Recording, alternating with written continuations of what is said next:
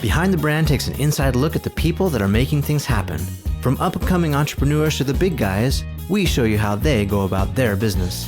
Meet the innovators with the know-how and vision to succeed. Get behind the brand.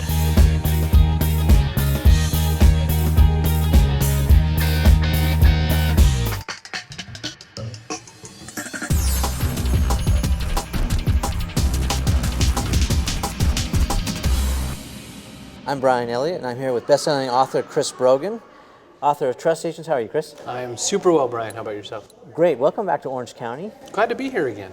Tell us what's happening with you right now. What's going on? Well, I've been running a company called New Marketing Labs for 2 years, which deals with marketing, the sort of new social web type marketing for really big companies, Fortune 100, Fortune 500.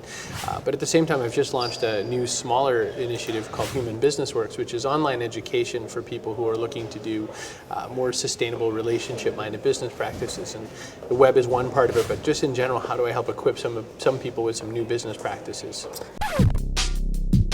What is a trust agent? How does one become a trust agent, and what's the value of becoming one?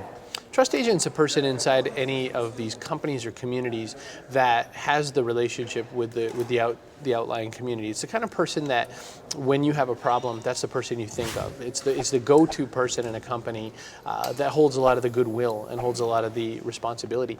Now, it's interesting that in writing the book and in figuring out who we thought were trust agents, some of them are customer service people, some of them were PR people, some of them were marketers, some of them were sales, meaning a trust agent doesn't belong to a department. It's that person who ends up having that relationship. I think it's interesting that you focus on the human factor, right? Because a lot of people may look at you and say, well, he's the social media guy, or maybe even more refined, he's the Twitter guy, right? And it's not about that, is it? Not even a little bit. And I'm trying desperately to avoid that child star syndrome.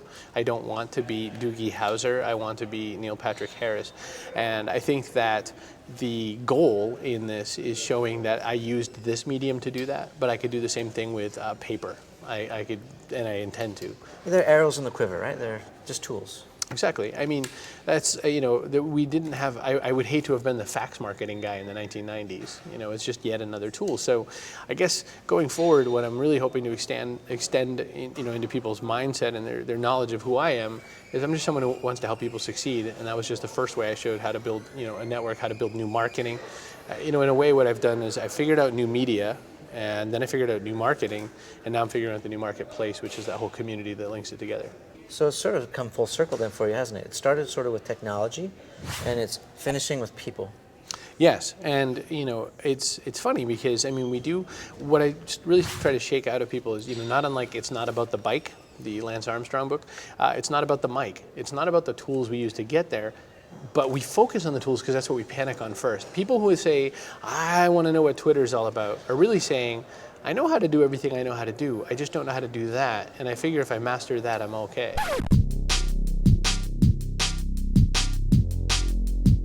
So if I've got a small business, I've got a product or service to sell, why should I be doing that? Why should I use the web to build that trust? It's a good question. Well, first, the web is so much less expensive than a lot of the other tools. It's a way to control a lot more of the elements because, for example, it used to be that we'd try really hard to get into a newspaper. We'd want PR coverage from the OC Register. And we can still strive for that, but we also need to try to build our own positioning, our own experience. It starts with awareness. There's currencies. We understand time versus money. If we have a little extra time, we maybe don't have to spend as much of our own money to do something. If we're out of time, then we have to pay a little more. We don't understand the currency of awareness. There's only so much time we have, and we only have so much time to absorb things. How do I get into the bubble of things that you want to stay aware of? And I do that by earning a reputation for giving you some value for that. That's the real hinge. But aren't there just scads of people now, flocking to become social media rock stars? Hasn't that already been done? And isn't it too late for anyone who wants to get started today? I say no, because you could shoot for the sizzle. There's a lot of people out there who are sizzling, but they don't really have steak underneath it. And to me, for example, Joe Sorge just came on the scene, it seems like in the last year, running AJ Bombers, which is a hamburger joint in Milwaukee. But his reach extends far beyond that. I featured him in an article that's in Entrepreneur Magazine in November issue, and he's still going even beyond that. And Joe is to me, the example of a guy who just showed up, caught wind of it all, figured out how to do it for himself, and is a new trust agent. So I think there's a lot more growth for it. I mean, and I think that there's even room for multiples. I mean, the Koji barbecue truck in LA is a street truck that has a lot of street cred, but my friend Doug Quint in New York runs the big gay ice cream truck. And I have Streets of Pizza in Milwaukee. And there's just a lot of those things. It's the same idea, different way, but you could still just be that person. The grunge movement didn't just have Eddie Vedder and Chris Cornell and Call It Good. There was a whole lot of other bands, so I think it's the same. If you're a small business, you're constantly worried about the bottom line. You're often hand to mouth, and you don't always, you can't always afford to make these mistakes. So what are the implications? What are some of the mistakes that you could make? And how do you know how to balance your time? It's a great question. I tell small business, or I tell all businesses, give it 3 months. It's like going to the gym. You don't get the gym membership and suddenly have ripped abs. Right. You actually have to put some time and work into it. You have to experiment as well. I mean, crunches work for some people, and real full-on sit-ups work for other people, etc. It's a lot like the gym. But I think that to look for where the problems might be, you can't listen to someone who's just saying, just grow some numbers. Numbers don't make business. Numbers look good on paper.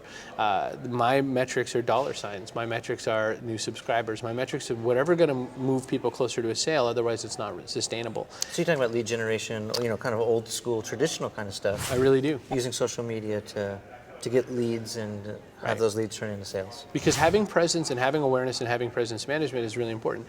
Part of it is also that I didn't get to is the sort of customer service elements. I think that the social web is perfect for customer service and gives you new opportunities that you never had.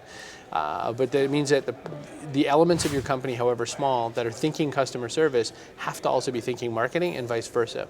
The best marketing in the world doesn't make up for the worst customer service. Right. We're sitting 25 feet away from a giant metal door that says, customer service walk in, and the people there have to get just as much love as the magazine ad that sold them the product that they're walking in to get repaired.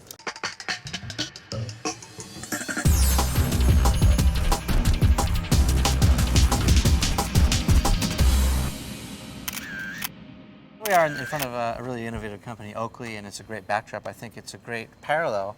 You're an innovator in this space.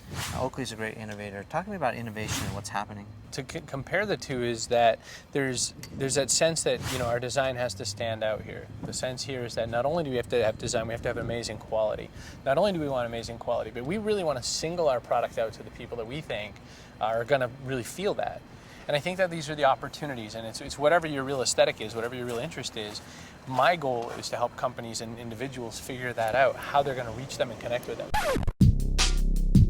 So I want to know more about the policy making. How do you lay that groundwork? Julian Smith, my co-author, talks a lot about touching the burner. When you're a kid, you touch the burner once, you realize, I shouldn't do that again. And as you're a parent, you should allow just for a little bit of the burner touching, but then save their lives. Business has to do it the same way. Another thing policy-wise is start with legal really quick. If you're going to worry about legal things, you have to start with legal really quick, even the smallest business. Yeah. You can't get into this like, wow, everyone else is doing it, I'm going to do it. You should at least have it somewhere in your head, and if I do this wrong, now what am I going to do? So it's about laying it out on the table and deciding, okay, what's the worst thing that can happen, and then figuring out how to avoid that, or a plan of action if that does happen, that kind of thing, right? Right. Give me some tactical things, particularly for small business owners. List some things that they can do today or tomorrow after they think about this that will dramatically change their game. Okay, I'm a small business owner. I want to revisit the way my website works. First thing I want to make it easier for people to contact me. Even if that's not built into the system, it has to be. I want to be able to squint my eyes up when I look at your website and know what you really want me to do on that page. Stop throwing everything up. Make a simple call to action. If you don't get that, run over to a bunch of these newfangled software companies like mint.com and anything that's got giant fonts on it, and look at what they're doing, because every single one of those pages has a conversion path that is so easy to figure out. That's number one. Number two, work on your email marketing list. Develop a list, grow the list, treat the list like it's gold. If you don't have a list, you don't have anything. But isn't that kind of, aren't people worried about spamming and all of that? Absolutely. Don't spam. There's the number one way to avoid spamming people is to not spam them. Don't hit them with a bunch of junk messages that are more serving of you than it is of them. That's number two. So it's not just about the list, it's about thinking... How are you going to deliver? Yeah. But so, you have to feed it good, healthy things. You have to grow it. So you build a great site, build a great list, build a media presence of some kind. Meaning, if you have a website, then have a blog. Have some way to tell stories about the people who would buy this product. Have a way to tell stories about the people who are in the ecosystem of your products and services. That's number 3.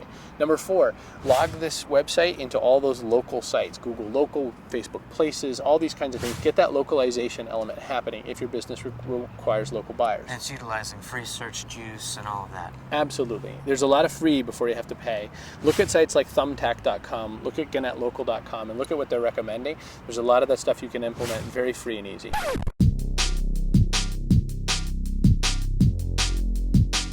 Yeah, are there any paid services that you recommend? There are a lot of paid services, so it's kind of hard for me to pick a favorite. Andy Beal has something called Tracker, Trackur. Radian 6 is a good listening tool. I've done work with them in the past. Sysomos up in Toronto. There's a lot of those companies. There's hundreds of them at this point. Techregy.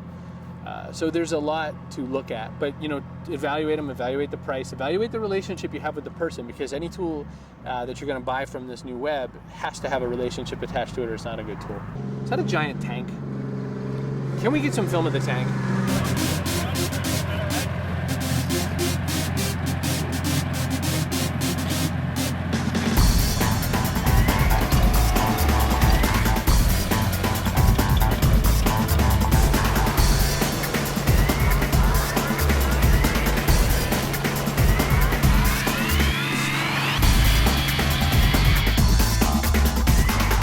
I'm Brian Elliott, here with Chris Brogan in Orange County. Thanks for watching.